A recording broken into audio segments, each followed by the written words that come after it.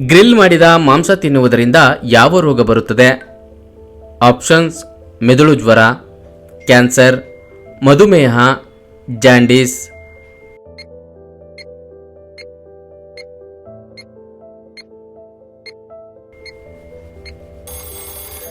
ಸರಿಯಾದ ಉತ್ತರ ಕ್ಯಾನ್ಸರ್. ವೀಕ್ಷಕರೇ, ಗ್ರಿಲ್ ಮಾಡಿದ ಮಾಂಸ ಅಥವಾ ಹುರಿದ ಮಾಂಸವು ಇತ್ತೀಚಿನ ದಿನಗಳಲ್ಲಿ ಸಾಕಷ್ಟು ಜನಪ್ರಿಯತೆಯನ್ನ ಗಳಿಸಿದೆ. ಬಹಳಷ್ಟು ಜನರು ಈ ರೀತಿಯ ಮಾಂಸವನ್ನು ತಿನ್ನಲು ಬಯಸುತ್ತಾರೆ. ಆದರೆ ಈ ಮಾಂಸವನ್ನು ತಿನ್ನುವುದು ಕ್ಯಾನ್ಸರ್ ಅಪಾಯವನ್ನ ಹೆಚ್ಚಿಸುತ್ತದೆ ಎಂಬ ಸುದ್ದಿ ಆತಂಕಕಾರಿಯಾಗಿದೆ. ಮಾಂಸವನ್ನ ನೇರವಾಗಿ ಹೆಚ್ಚಿನ ತಾಪಮಾನದಲ್ಲಿ ಬೇಯಿಸಿದಾಗ ಮಾಂಸದಲ್ಲಿರುವ ಅಮೈನೋ ಆಮ್ಲಗಳು, ಸಕ್ಕರೆಗಳು ಮತ್ತು ಕ್ರಿಯೇಟಿನ್ ಹೆಚ್ಚಿನ ತಾಪಮಾನದಲ್ಲಿ ಹಾನಿಕಾರಕ ರಾಸಾಯನಿಕಗಳನ್ನು ರೂಪಿಸುತ್ತವೆ. ಹೆಟೆರೋಸೈಕ್ಲಿಕ್ ಅಮೈನ್ಗಳು ಮತ್ತು ಪಾಲಿಸೈಕ್ಲಿಕ್ ಹೈಡ್ರೋಕಾರ್ಬನ್ಗಳನ್ನು ಕ್ಯಾನ್ಸರ್ ಕಾರಕಗಳೆಂದು ಕರೆಯಲಾಗುತ್ತದೆ. ಗ್ರಿಲ್ಲಿಂಗ್ ಪ್ರಕ್ರಿಯೆಯ ಭಾಗವಾಗಿ ಅವು ಮಾಂಸದ ಮೇಲೆ ರೂಪುಗೊಳ್ಳುತ್ತವೆ. ಇವು ದೇಹದಲ್ಲಿನ DNA ಜೀವಕೋಶಗಳಲ್ಲಿ ಬದಲಾವಣೆಗೆ ಕಾರಣವಾಗುತ್ತವೆ ಮತ್ತು ಅವುಗಳನ್ನು ಕ್ಯಾನ್ಸರ್ ಆಗಿ ಪರಿವರ್ತಿಸುತ್ತವೆ. ಕರ್ನಾಟಕದಲ್ಲಿ ಅತಿ ಹೆಚ್ಚು ಕನ್ನಡ ಮಾತನಾಡುವ ಜಿಲ್ಲೆ ಯಾವುದು? ಆಪ್ಷನ್ಸ್: ಉಡುಪಿ, ಮೈಸೂರು, ಮಂಡ್ಯ, ಕೋಲಾರ.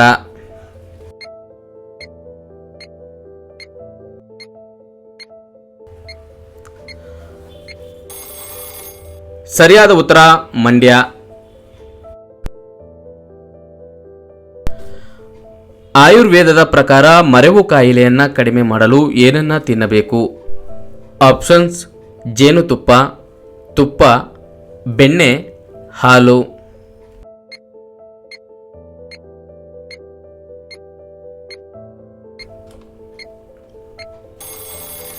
ಸರಿಯಾದ ಉತ್ತರ ಜೇನುತುಪ್ಪ.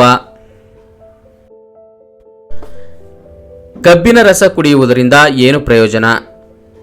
ಆಪ್ಷನ್ಸ್: ತೂಕ ಇಳಿಕೆ, ದೇಹಕ್ಕೆ ತಂಪು, ಕ್ಯಾನ್ಸರ್ ಬರುವುದಿಲ್ಲ, ಮೇಲಿನ ಎಲ್ಲವೂ.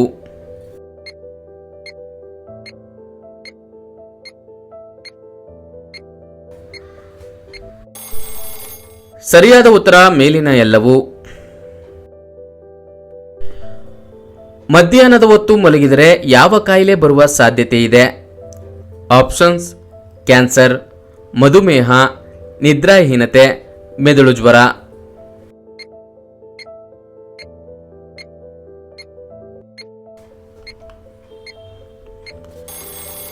ಸರಿಯಾದ ಉತ್ತರ ಮಧುಮೇಹ.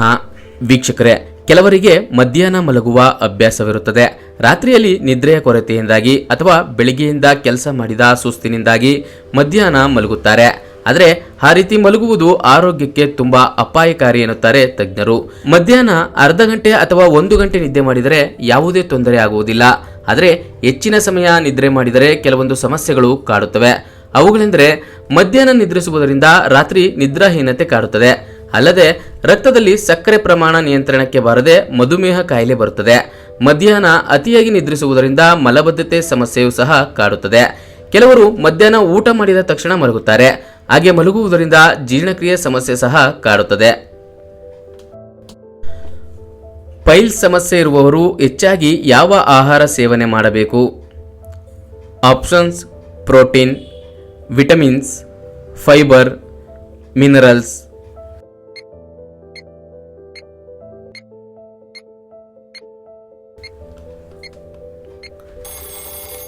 ಸರಿಯಾದ ಉತ್ತರ ಫೈಬರ್. ಮಳೆಗಾಲದಲ್ಲಿ ರೋಗ ನಿರೋಧಕ ಶಕ್ತಿಯನ್ನ ಹೆಚ್ಚಿಸುವ ಆಹಾರ ಯಾವುದು? ಆಪ್ಷನ್ಸ್: ಪೈನಾಪಲ್, ದ್ರಾಕ್ಷಿ, ಪಪಾಯ, ಕಿತ್ತಳೆ ಹಣ್ಣು.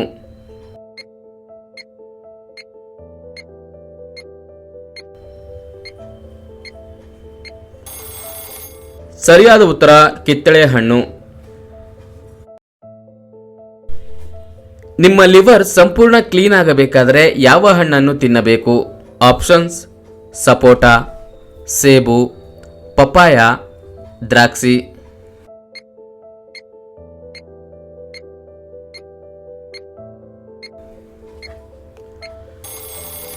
ಸರಿಯಾದ ಉತ್ತರ ಪಪಾಯ.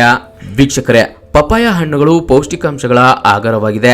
ನಿಯಮಿತವಾಗಿ ಪಪಾಯ ಹಣ್ಣು ಸೇವನೆ ಮಾಡುವುದರಿಂದ ಅನೇಕ ಆರೋಗ್ಯ ಸಮಸ್ಯೆಗಳನ್ನು ತಡೆಯಬಹುದಾಗಿದೆ.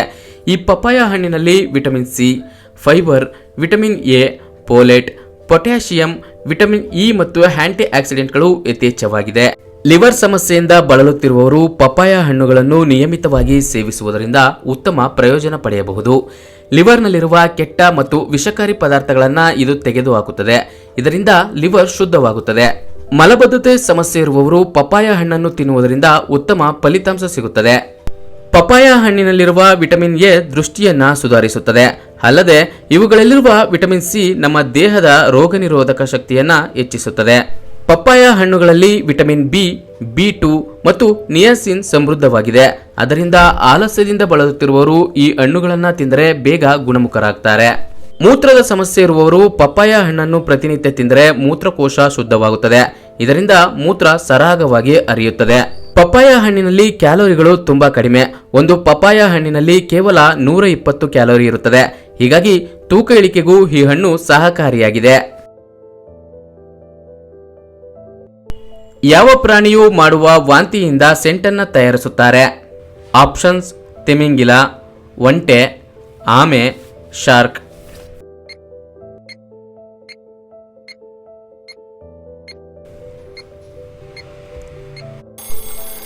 ಸರಿಯಾದ ಉತ್ತರ ತಿಮಿಂಗಿಲ. ನಿಂತುಕೊಂಡು ನೀರು ಕುಡಿದರೆ ಏನಾಗುತ್ತದೆ? ಆಪ್ಷನ್ಸ್: ಅಲ್ಸರ್, ಹೃದಯದ ಸಮಸ್ಯೆ, ಕಿಡ್ನಿ ಸಮಸ್ಯೆ, ಕೀಲು ನೋವು.